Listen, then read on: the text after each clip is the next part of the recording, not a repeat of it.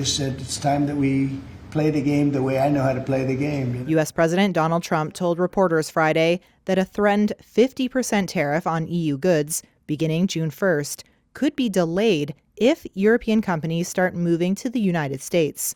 I'm not looking for a deal. I mean, we've set the deal. It's at 50%. But again, there is no tariff if they build their plant here. Now, if somebody comes in and wants to build a plant here, I can talk to them about a little bit of a delay. Trump's broadside was first delivered in a Truth Social post where he said trade talks with the EU, quote, are going nowhere. Washington is demanding unilateral concessions from Brussels to open up to U.S. business, while the EU seeks an agreement in which both sides could gain, according to people familiar with the talks. I don't think there is anything set in stone.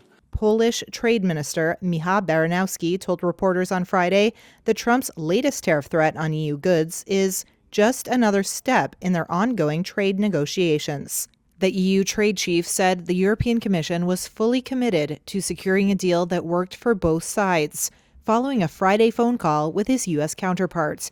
He added that trade must be guided by mutual respect, not threats. I think there's significant uncertainty. Guntram Wolf is a senior fellow at Bruegel, a Brussels-based economic think tank. I think the European Union cannot cave in and should not try to appease Donald Trump at this point.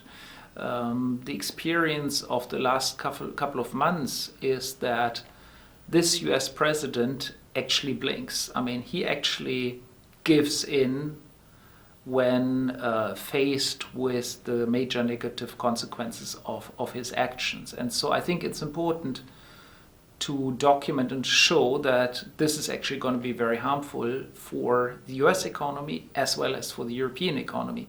Trump on Friday also took aim at Apple, warning he may slap a 25% levy on all iPhones bought by U.S. consumers.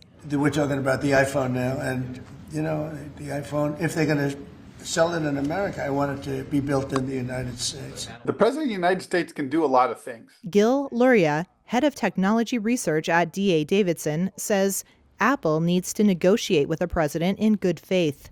Right now, it would be considerably more expensive to make an iPhone in the U.S. Having said that, in the longer time frame, in the 5-year and beyond time frame, that does not need to be the case. Very little of the cost of the phone has to do with the assembly labor. A lot more of it has to do with the facilities, the technology around the manufacturing, and the skill set in designing the production of the handsets.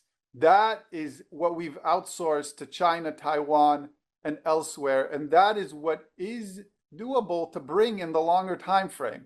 Trump said other smartphone makers like Samsung would also face a 25% tariff.